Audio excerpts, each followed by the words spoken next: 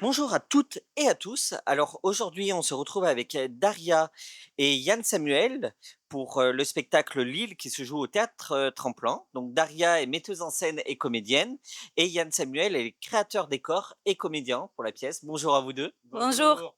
Alors est-ce que vous pouvez nous présenter votre spectacle en 1 minute, s'il vous plaît?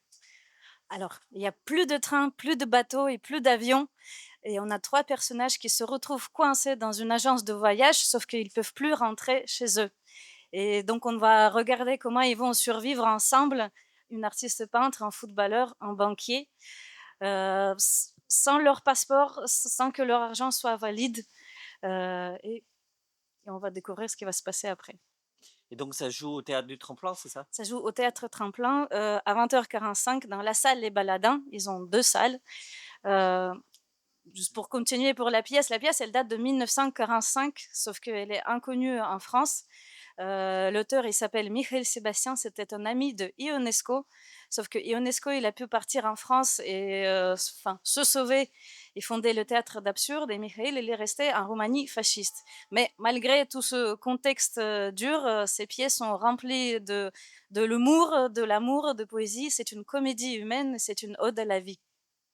Et pourquoi ce texte?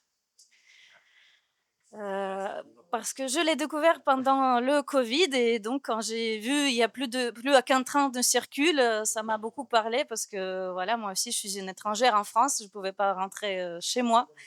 Ça parle d'isolation, du fait d'être étranger, de notre rapport aux étrangers. Hem et ça soulève les thématiques comme identité, la faim, impossibilité de payer le loyer. En fait, c'est en même temps très terre à terre et poétique. Ça on parle tout le temps d'argent dans notre pièce et en même temps, c'est très beau, lumineux et poétique et c'est ce contraste qui rend la pièce, originale et bien sûr que pourquoi j'ai choisi cette pièce? Parce que, mon personnage de Nadia, c'est un personnage féminin rare. Elle donne envie, de vivre et elle essaie d'inspirer, tous ceux qui baissent les bras et elle prononce la réplique: «Je ne veux pas que le soleil demain matin se lève sans nous». C'est la dernière réplique de la pièce, qui prend un autre sens quand on apprend que l'auteur n'a pas pu la terminer. Donc on a osé aborder une œuvre inachevée pour rendre hommage à l'auteur. Et c'est une œuvre inachevée du coup. Oui. Il a pas eu le temps de la terminer, il s'est fait écraser par un camion à Bucarest.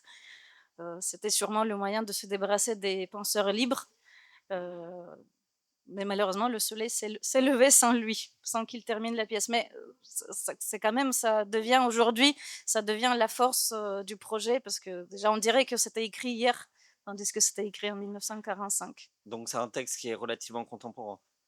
C'est très très d'actualité et on parle des, fake news, de comment la guerre entre dans nos têtes, enfin de l'amour, de comment on vit quand on n'a pas de quoi payer notre loyer. C'est très contemporain et avec toutes les guerres omniprésentes, avec, l'isolation, avec plein d'émigration de nos jours, Et oui. c'est pas trop dur de se mettre en scène? Parce que du coup, comment on fait pour se mettre en scène Ouais. quand on joue dans le spectacle? Au début de la création du projet, j'avais encore une comédienne avec moi qui jouait parce qu'on joue tous 2 rôles et à l'époque, on avait 5e personne qui jouait avec nous et donc je la demandais d'être sur scène au lieu de moi pour voir le visuel. C'est pas facile au début, mais pas après. Il faut juste le temps pour, commencer à jouer, lâcher et ne plus contrôler la situation, ne plus écouter, ne plus veiller à ce qui se passe, mais sinon c'est tout à fait possible et en France, c'est très populaire, je trouve. Il y a plein de metteurs en scène qui jouent dans leurs pièces. Et Yann Samuel, alors, Oui. qu'as-tu ressenti quand tu as lu le texte la première fois? Ben, c'est la poésie du texte parce qu'on flâne entre Tchekhov et Ionesco. Alors nous, là, les comédiens de la troupe, on sort tous de la même école. On sort tous de d'acting international où on travaille beaucoup de Tchekhov et je suis moi personnellement en tout cas tombé amoureux de ce texte et Mireille Sébastien, il a un style d'écriture très cinématographique, qu'on aime beaucoup et il y a beaucoup de poésie et on lit, on est pris par ce qu'il dit. C'est C'est, très drôle aussi. On c'est très rigole tout au drôle. long de la pièce. Ouais. On est vraiment pris par tout ce qu'il dit et la mise en scène de Daria, elle est très humble. Elle parle de sa mise en scène, de comment elle dirige les comédiens, mais elle a aussi une oreille musicale et un œil artistique. Parce que moi, j'ai créé le décor, mais ce sont ses idées. Tout ce qu'elle veut mettre en scène. Et sa façon de mettre en scène rend la pièce vraiment magique. Les choix musicaux, la lumière, alors elle fait pas la régie, mais tout ce qu'elle demande rend la pièce vraiment magique. Voilà. Comment ça se passe la création de décors? Alors, pour moi qui suis menuisier, j'attends juste des objectifs clairs et je les réalise où je dis bah ça c'est pas possible, ça va pas tenir, on peut retrouver ça comme matériau. On a récupéré énormément de choses et essayé de recycler un maximum. On a un Voilà. petit bateau. Par exemple, on a un petit bateau dans le grenier qui sert aussi du lit avec un voilier, par exemple. Notre décor, il est très poétique aussi. Il n'est pas réaliste. On s'accroche pas à l'époque où la pièce est écrite. Et justement, c'est à travers le décor qu'on essaie de rendre la pièce euh, imagi- imaginaire peut-être et poétique. Et comment on fait pour enfin, que- qu'est-ce que vous ressentez quand vous êtes sur scène, quand vous jouez cette pièce?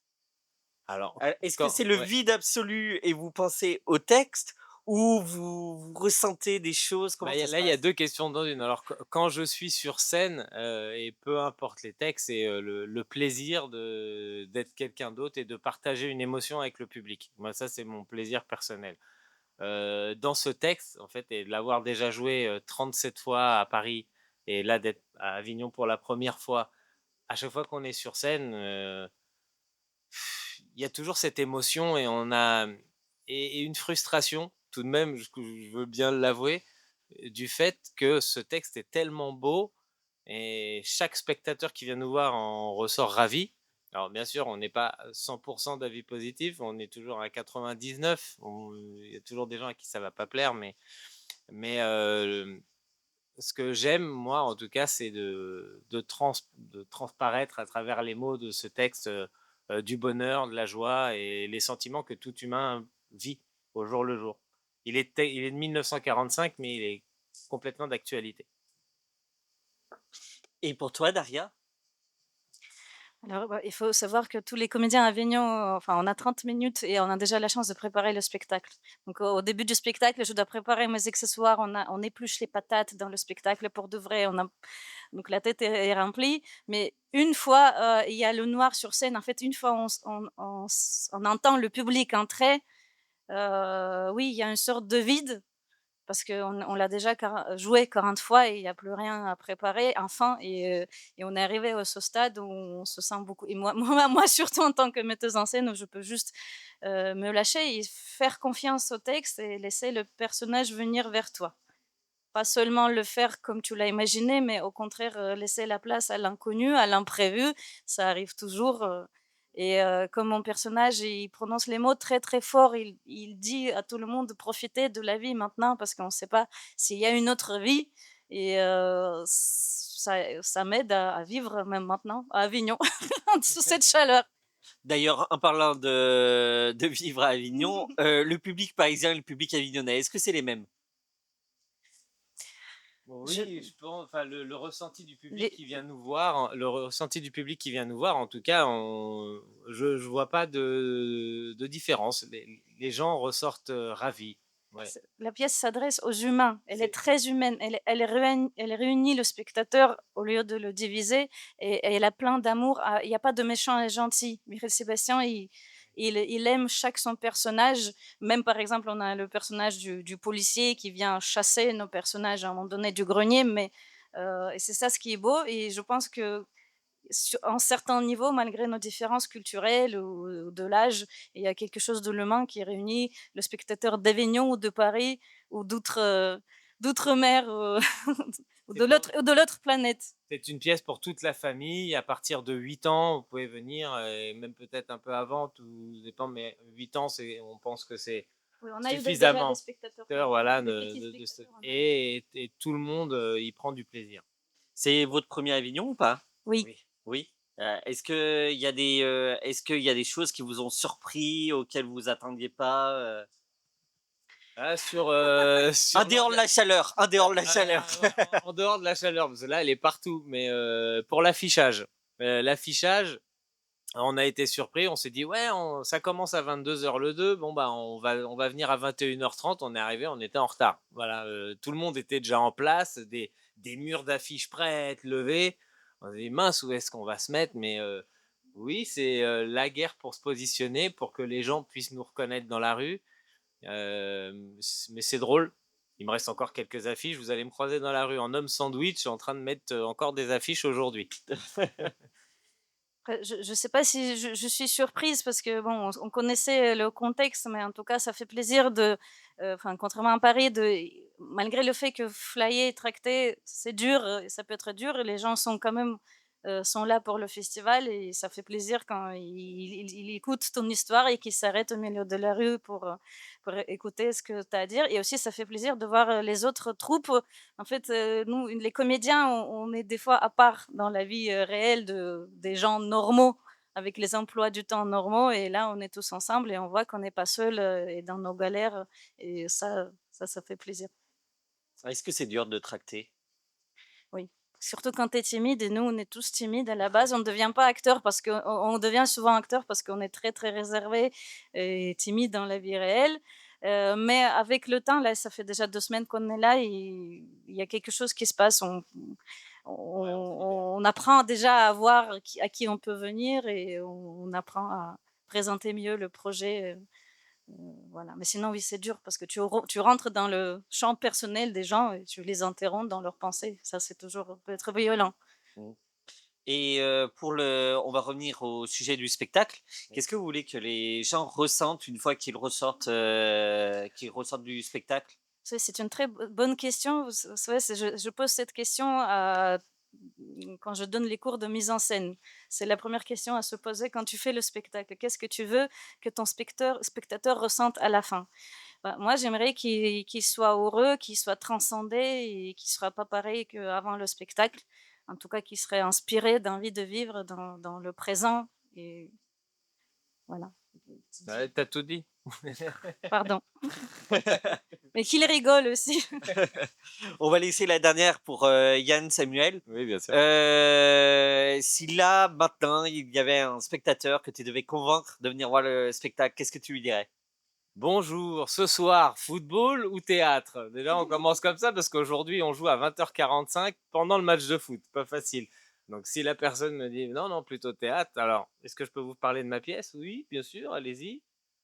Ça parle de 3 personnages de classes sociales complètement différentes. Vous avez une artiste peintre, un footballeur international et un banquier. Tous les 3 se retrouvent bloqués dans une agence de voyage. Il n'y a plus de train, plus d'avion, plus de bateau. Que vont-ils faire pour survivre, ces gens-là? Cette jeune femme avec ces 2 hommes va devoir vivre dans un grenier. L'argent du banquier n'a plus de valeur, leurs papiers ne valent rien. Comment vont-ils faire? Et ça, c'est la question qu'on se pose. Et l'auteur est injustement méconnu en France, Mireille Sebastian. Il est roumain d'origine, il a fait ses études en Roumanie avec Ionesco, qui a fui le fascisme en allant à Paris. Et lui, Mireille Sebastian, est resté en Roumanie et a malheureusement, tragiquement été assassiné, enfin écrasé par un bus à Bucarest. On ne connaît pas trop la raison, mais on suppose un assassinat. Mais en tout cas, sa pièce est une ode à la vie. Vous passez 1h10 de bonheur. Les 2 actes sont très chargés en décor. C'est volumineux, coloré. C'est non vulgaire aussi, Ah, contrairement aux autres, beaucoup d'autres pièces aujourd'hui. c'est une pièce Enfin, non pour ceux vulgaire. qui voilà. En tout cas, c'est ce qu'ont remarqué nos spectateurs et Et voilà ça ce fait qui peut plaisir. ça fait plaisir.